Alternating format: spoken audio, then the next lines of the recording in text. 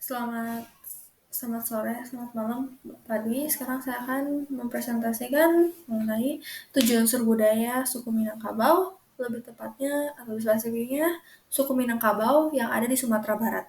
Jadi saya Gabriela Evelia Iskandar, kelas 11 8 absen 4. Nah, jadi yang pertama itu saya kan lebih spesifikasinya di suku Minang yang ada di Sumatera Barat. Jadi suku Minang atau suku Minangkabau ini tuh sebenarnya asalnya memang dari Sumatera Barat. Lalu ini juga menjadi suku mayoritas di wilayah Sumatera Barat. Jadi suku Minang ini berasal apa jadi salah satu suku bangsa yang populasinya juga cukup banyak. Itu menurut data BPS pada September 2020 itu jumlah penduduknya mencapai hingga 270,20 juta jiwa. Kini suku Minangkabau ini sendiri sebenarnya tersebarnya itu hampir bisa temuin di seluruh Indonesia. Ya, tapi kan saya yang bahas di sini tuh lebih spesifiknya di Sumatera Barat. Lalu ini ada video yang menjadi referensi saya itu mengenai suku Minangkabau dari channel Daftar Populer yang membahas tentang sejuta budaya tanah Minang. Lalu untuk pertama itu saya bahas dulu mengenai teknologi. Nah, untuk rumah adat di suku Minangkabau sendiri terkenal dengan rumah gadang. Nah, rumah gadang itu punya atap yang ciri khas banget. Jadi ciri khasnya itu atapnya bergonjong, runcing, dan juga menjulang berupa tanduk kerbau yang punya 6 ke samping, 1 ke depan. Nah, rumah gadang ini sendiri sebenarnya rumahnya bentuknya rumah panggung, di mana kan mereka nggak langsung nempel ke tanah. Nah, bentuk atap yang unik ini suka di sering dihubungkan dengan cerita rakyat di sana, yaitu Tambo Alam Minangkabau, yang merupakan cerita tentang kemenangan orang suku Minangkabau melawan suku Jawa dalam pertandingan kayak adu kerbau gitu loh. Nah, hingga saat ini bentuk ini tuh jadi suatu kebanggaan suku Minangkabau, sering jadi simbol atau juga perhiasan. Nah, rumah gadang ini sendiri dibangunnya nggak pakai paku, tapi menggunakan sistem tarik atau pack and hold. Jadi mereka tuh kayunya nggak dipakuin, tapi kayak disusun-susun gitu loh. Nah, kenapa dibikin sistem kayak gini? Karena di daerah Sumatera Barat sendiri itu rawan gempa. Jadi kalau misalkan gempa, ada ruang untuk kayu-kayu ini untuk saling bergeser, bergerak tanpa membuatnya itu langsung hancur. Jadi lebih tahan.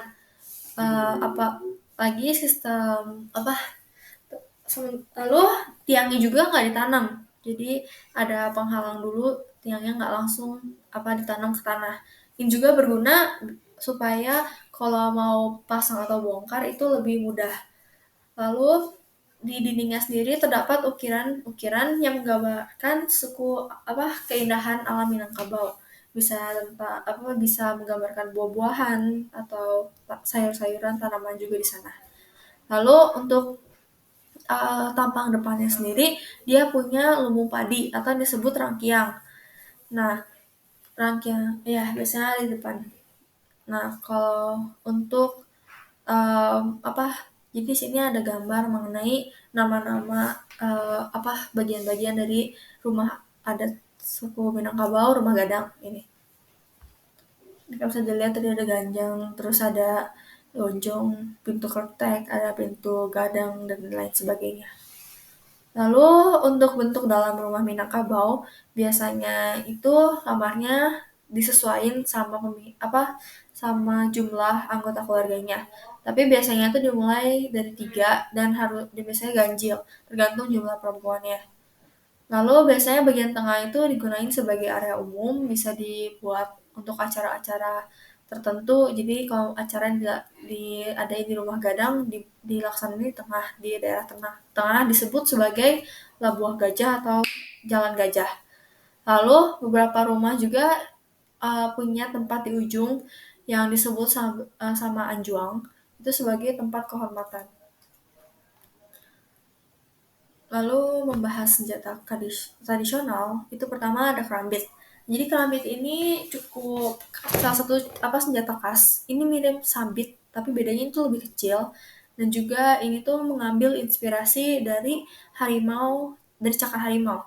Nah, biasanya tuh dipakai pas lagi silat harimau juga sebagai properti.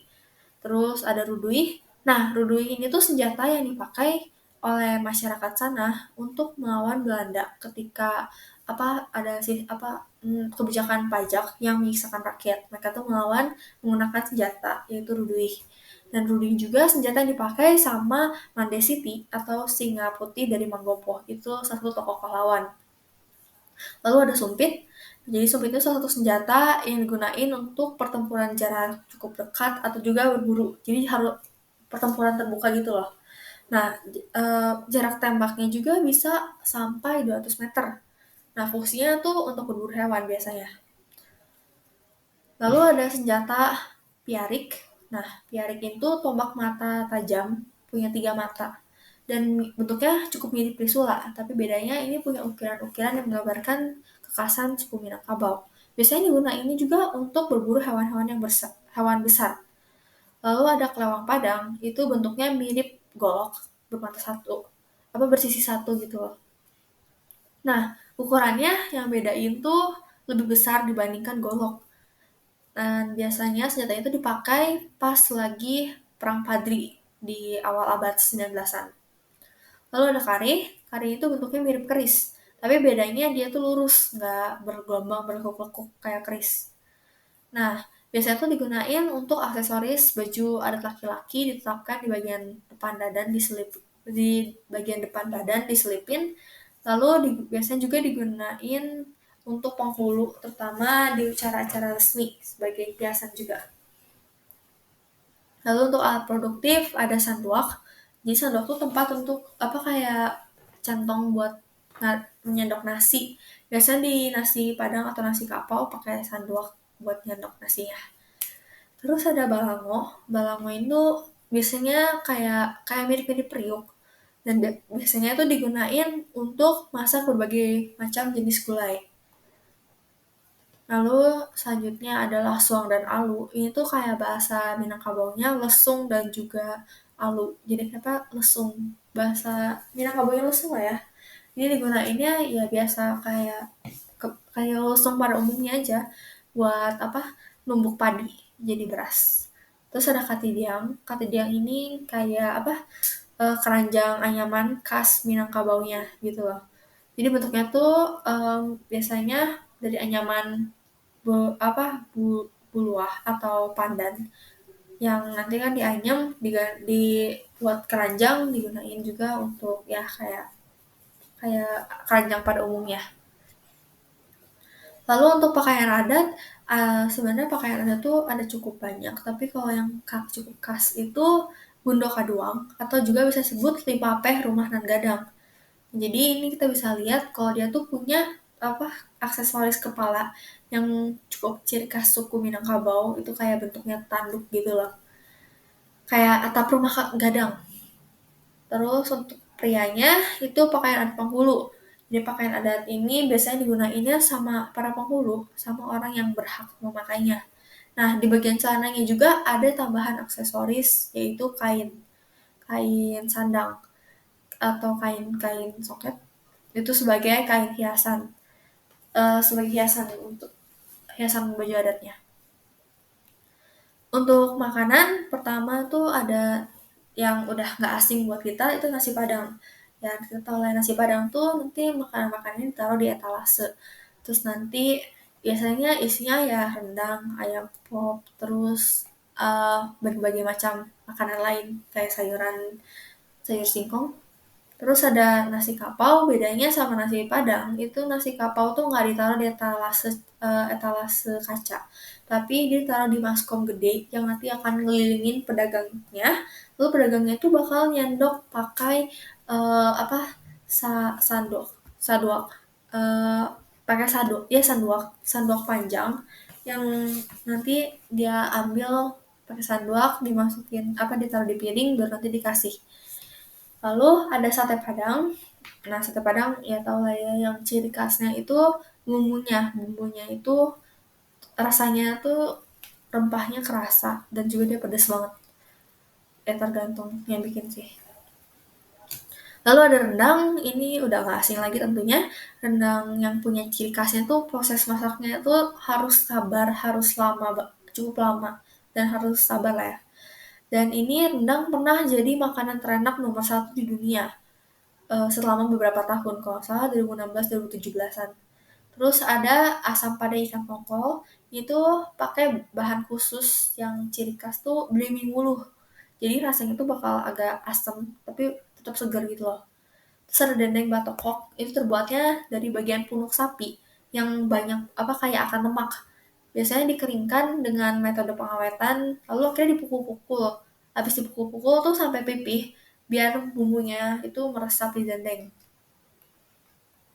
Lalu ada makanan gazebo atau gulai gazebo. Nah, gulai ini tuh pakai bagian punuk sapi juga dan lebih banyak rasionya itu lebih banyak lemak dibanding daging. Jadi rasio daging dan lemak tuh 1:3. Jadi bakalan kerasa banget lemaknya.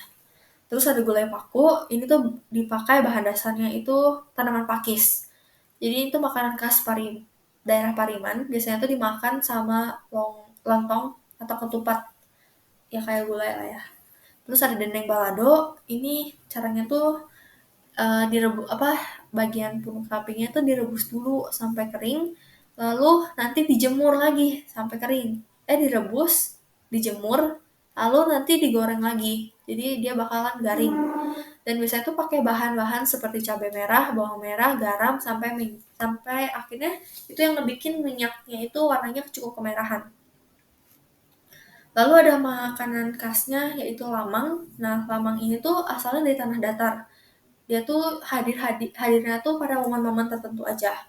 Biasanya tuh pakai beras ketan putih ditambahin sama santan, dan yang bikin unik tuh dimasaknya di potongan bambu muda yang dilapisin sama daun pisang. Lalu nanti lamang ini bakalan disangrai di bara api kayu bakar. Jadi bakal dipanggang gitu. Lalu ada keripik Sanjay, ini juga nggak asing lah ya, berasal dari Sanjay, itu desa di daerah utara Bukit Tinggi. Terbuatnya dari singkong. Biasanya tuh bakal pakai cabai, bawang putih, dan juga cuka. Dan ini suka dihidangin di acara-acara upacara adat. Lalu ada pinyaram ini mirip kue cucur, tapi tengahnya itu gelembung. Ini juga salah satu oleh-oleh khas Padang Pariman. Terbuatnya dari tepung beras dan juga gula. Jadi rasanya bakalan kayak rasanya bakal cukup empuk dan juga manis gitu.